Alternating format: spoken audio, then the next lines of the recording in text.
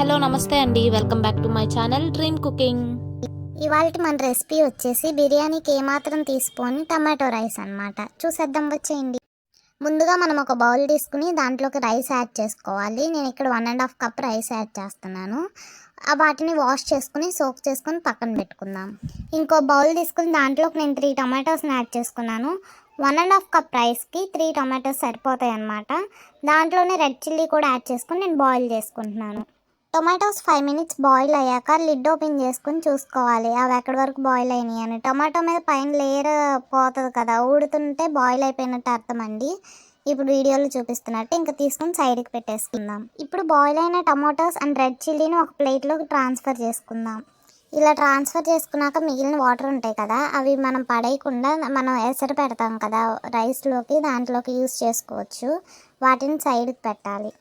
ఇప్పుడు టమాటోస్ చల్లారిపోయాక దానిపైన పీల్ని ఇలా తీసేయాలి. ఇప్పుడు ఈ టొమాటోస్ అండ్ రెడ్ చిల్లీని ఒక మిక్సీ జార్లోకి వేసుకుని దాంట్లో క్రిస్టల్ సాల్ట్ యాడ్ చేసుకుని బ్లెండ్ చేసుకోవాలి.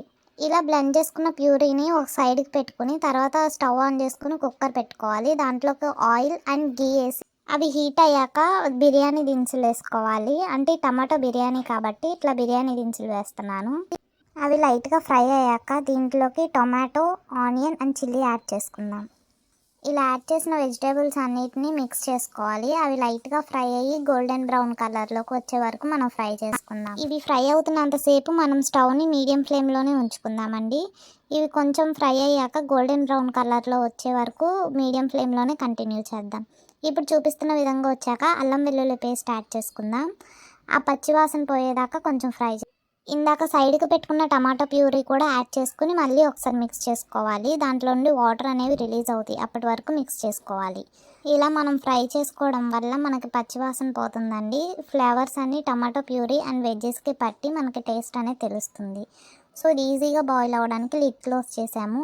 ఇప్పుడు చూపిస్తున్నట్టు ఇట్లా ఆయిల్ సపరేట్ అవుతున్న స్టేజ్లో కొంచెం సాల్ట్ అండ్ పసుపు వేసుకుని మళ్ళీ మిక్స్ చేసుకుందాం. మనకేమైనా స్పైసీగా డిఫరెంట్గా తినాలనిపించింది అనుకోండి, స్పెషల్గా ఇలాంటి రెసిపీని ఒకసారి ట్రై చేసుకోవచ్చు. అన్ఎక్స్పెక్టెడ్గా గెస్ట్స్ ఎవరైనా వచ్చారనుకోండి, ఇలాంటి టమాటో బిర్యానీని చేసి పెడితే వాళ్ళు వావ్ అనాల్సిందే. ఇప్పుడు మనం దీంట్లోకి గరం మసాలా యాడ్ చేసుకుందామండి. యాడ్ చేసుకున్నాక ఒకసారి మిక్స్ చేసుకుని లిడ్ క్లోజ్ చేద్దాం.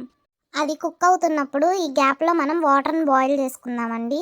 1 కప్ రైస్కి 2 కప్స్ వాటర్ కావాలండి. ఇది బాస్మతి రైస్ కాదు, నార్మల్ రైస్. ఒకవేళ బాస్మతి రైస్ అయితే 1.5 కప్ వాటర్ సరిపోతుంది.